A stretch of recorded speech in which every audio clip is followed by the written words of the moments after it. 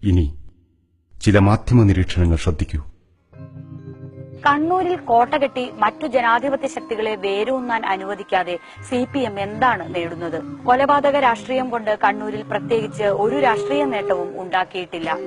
എന്നിട്ടും കൊലപാതക രാഷ്ട്രീയം കണ്ണൂരിൽ അനുസ്യൂതം തുടരുന്നു. എന്തുകൊണ്ടായിരിക്കാം? കാരണം വളരെ ലളിതമാണ്. കൊലപാതകങ്ങളെ പ്രോത്സാഹിപ്പിക്കാൻ എളുപ്പമാണ്. സ്വന്തം വീട്ടിൽ അമ്മയോടോ അനുജനോടോ അച്ഛനോടോ പോയി കൊല്ലാനും ചാവാനും പറയാൻ ഈ നേതാക്കൾ തയ്യാറാകുമോ? രക്തസാക്ഷിക്കും ബലിദാനിക്കും വേണ്ടി ഫണ്ട് പിരിച്ചും രക്തസാക്ഷിക്കും ബലിദാനിക്കും സ്മാരകങ്ങൾ ഉയർത്തിയും രക്തസാക്ഷി ബലിദാനി ദിനമാചരിച്ചും രക്തസാക്ഷികളെപ്പറ്റിയും ബലിദാനികളെപ്പറ്റിയും ഓർമ്മിപ്പിച്ചുകൊണ്ടും നേതാക്കൾ അണികളെ ജാഗരൂകരാക്കുന്നുമുണ്ട്. ഇവർ ആരൊക്കെയാണ് എന്നും പ്രേക്ഷകർ അറിയണം. ഓട്ടോറിക്ഷ ഡ്രൈവർ, ലോറി ക്ലീനർ, കൂലിപ്പണിക്കാരൻ, ചുമട്ടുതൊഴിലാളി, ടാക്സി ഡ്രൈവർ, ഇങ്ങനെ അധ്വാനിച്ച് അന്നന്നത്തെ അപ്പം കണ്ടെത്തുന്നവർ, നിർധനർ, കുടുംബഭാരം ചുമലിലുള്ളവർ. ഒരു പാർട്ടിയുടെയും അനിഷേധ്യരായ നേതാക്കന്മാരായിരുന്നില്ല ഇവരൊന്നും. ഒരു പാർട്ടിയുടെയും നയമുണ്ടാക്കലിൽ ഇവർക്ക് പങ്കുമുണ്ടായിരുന്നില്ല.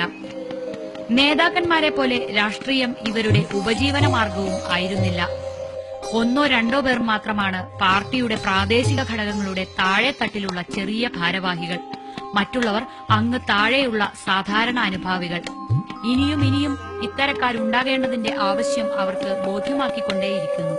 അപ്പോഴും പ്രേക്ഷകർ ഒരു കാര്യം ഓർമ്മിക്കുക: നമ്മുടെ സമുന്നത നേതാക്കളുടെ ഉറ്റബന്ധുക്കളൊന്നും കൊലപാതകികൾ ആകാത്തതുപോലെ തന്നെ രക്തസാക്ഷികളോ ബലിദാനികളോ ആകുന്നില്ല. സ്വന്തം വീടും മക്കളും ബന്ധുക്കളും സുരക്ഷിതരാണെന്ന് ഉറപ്പുവരുത്തിയിട്ടാണ് ഈ കൊലപാതകങ്ങൾക്ക് ഇവർ നേതൃത്വം നൽകുന്നത്.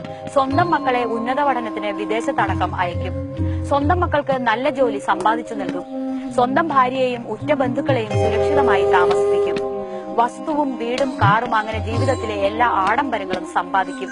എന്നിട്ട് താഴെത്തട്ടിലുള്ള ദരിദ്രനാരായണന്മാരായ പാർട്ടി അനുഭാവികളായ ഓട്ടോക്കാരോടും ചുമട്ടുതൊഴിലാളികളോടും കൂലിക്കാരോടും പോയി കൊല്ലാനും ചാവാനും ആഹ്വാനം ചെയ്യും.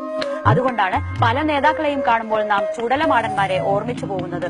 പ്രമുഖരായ നേതാക്കളും സാംസ്കാരിക പ്രവർത്തകരും കണ്ണൂരുമായി ഒരു ബന്ധവുമില്ലാത്ത സാധാരണക്കാരും കൊല നിർത്തണം എന്ന് പലകുറി ആവശ്യപ്പെട്ടു കഴിഞ്ഞു. എന്നിട്ടും ഇതുവരെ കേൾക്കാത്ത ഒരു ശബ്ദമുണ്ട്.